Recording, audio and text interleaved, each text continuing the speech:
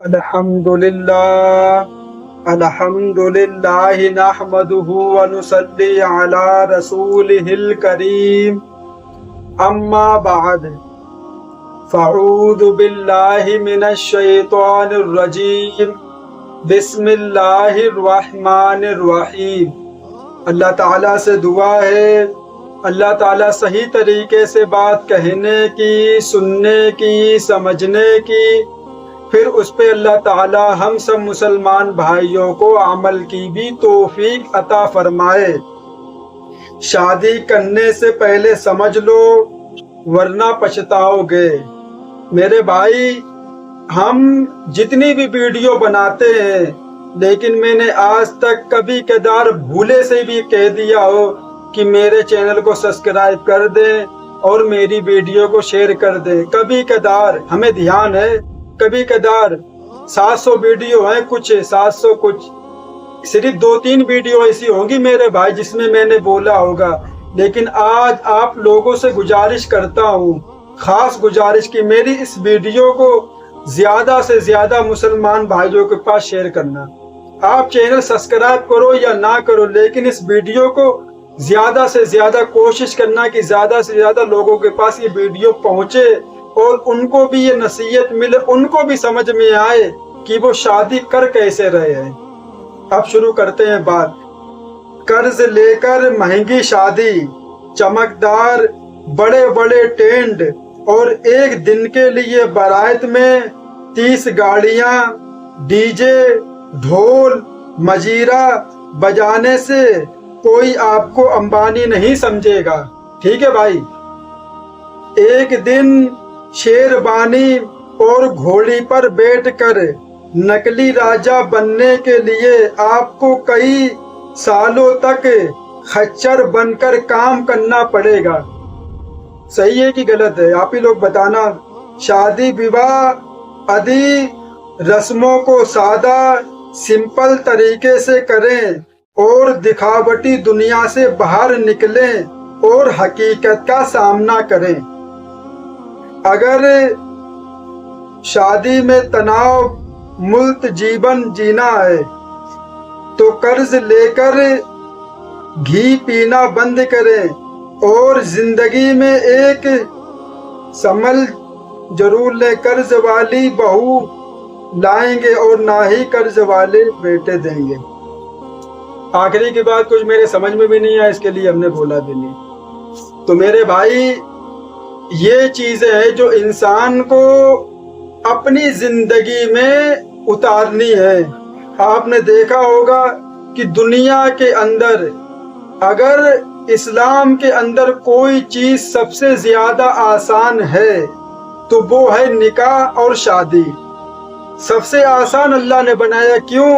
کہ یہ انسان کی قدرتی فطرتی چیز تھی، مطلب جس کو شہوت بولتے ہیں۔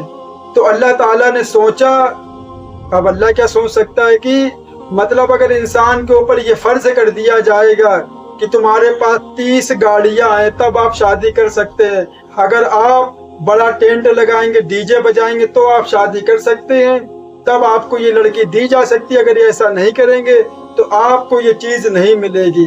خدا کی قسم، وہ کچھ بھی کرتا لیکن وہ یہ کام کر کے یہ چیز حاصل کرنے کی کوشش کرتا، چاہے اس کی جوانی اس میں پوری خرچ کیوں نہ ہو جاتی۔ کیوں؟ کہ وہ اس کی قدرتی چیز ہے، فطرتی چیز ہے جس کو وہ حاصل کرنا چاہتا ہے، اپنی خواہش کو۔ تو میرے بھائی، اب آپ ایک دن کے لیے ڈھول بجواؤ، ڈی جے بجواؤ، بڑا کھانا کرو، بڑا ٹینٹ کرو اور خوب بڑی شادی کرو۔ لوگ آئیں گے، کھائیں گے، پیئیں گے، کوئی اچھائی کرے گا، کوئی برائی کرے گا، کوئی تعریف کرے گا، کوئی برائی کر کے نکل لے گا، بس۔ پھر اس کے بعد آپ کی جو کمر ٹوٹے گی، وہ تو آپ کو معلوم ہی ہے۔ جو قرضہ لیا ہوگا اس کو پہلے ختم کرنا ہوگا، پھر اس کے بعد اس کو قرضہ دینے کے لیے اور قرضہ لیا ہوگا، پھر اس کو قرضہ دینے کے لیے اور لیا ہوگا قرضہ۔ تو میرے بھائی، ایسے جو زندگی کا بہترین جو حصہ ہے مرد کا، شادی ہو جاتی ہے، لڑکے والے بھی لے لیتے ہیں قرضہ، پھر اس کے بعد جو لڑکے کا بہترین جو عمر ہوتی ہے جو بیوی کے ساتھ گزارنے کی، وہ اس کی چلی جاتی کمائی میں، اس کی کمر ٹوٹ جاتی ہے قرضہ نپٹانے میں۔ آپ نے دیکھا ہوگا شادیاں ہو رہی ہیں، ابھی شادی ہوئی 8 دن ہوئے، لڑکی کو وہاں بھیج دیا گیا، لڑکے کو کمانے کے لیے۔ کیوں؟ کہ بھائی شادی کی ہے، قرضہ ہوا ہے۔ میرے بھائی کہاں کا اسلام ہے یہ؟ کون یہ سمجھاتا ہے کہ جب اپنے لڑکا لڑکی کو خوشی دو تب ان کے اوپر اتنا قرضہ ڈال دو کہ اب تم قرضہ نپٹاتے گھومو؟ بس کیا فائدہ ایسے شادی کرنے سے؟ اس سے بڑھیا کنوارے ہی چھڑے چھاٹ لو تو اسی میں بہتر ہے۔ اب آپ خود سوچو، آپ کی شادی ہوئی 8 دن کے بعد بیوی کو گھر بھیج دیا گیا، آپ کو کمانے کے لیے بھیج دیا گیا، جاؤ۔ ویسے تو انسان کماتا ہی ہے، ہم یہ نہیں کہہ رہے۔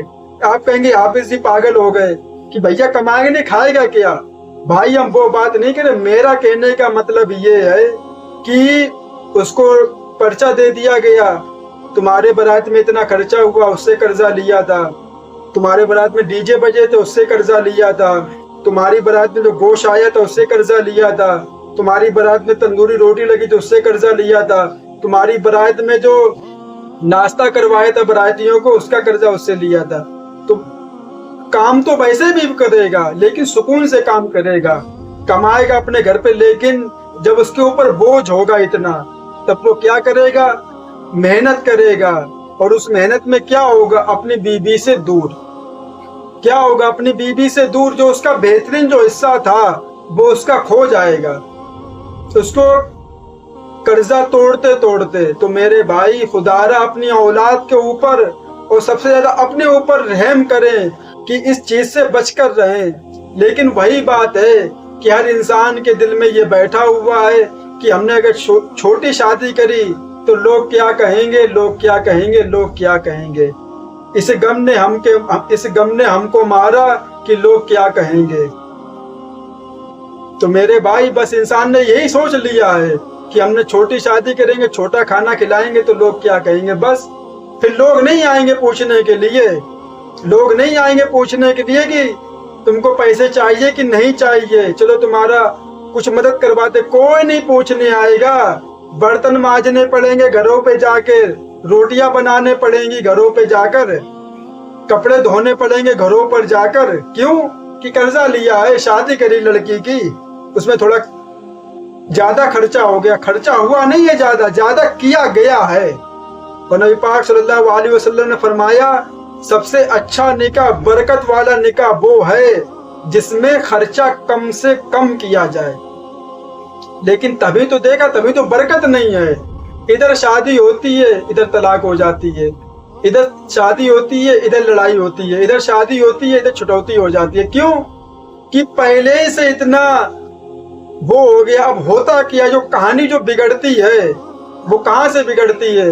آج پوری ڈیٹیل کروں گا اس بات کے اوپر، بتاؤں گا کہ لڑکے کی شادی ہوئی، ماں باپ نے قرضہ لے لیا، ٹھیک ہے، ابھی وہ کتنی عمر ہوگی، 20 سال 25 سال 24 سال 22 سال، اتنی سال انہوں نے کسی چیز کا انتظار کیا دونوں لوگوں نے۔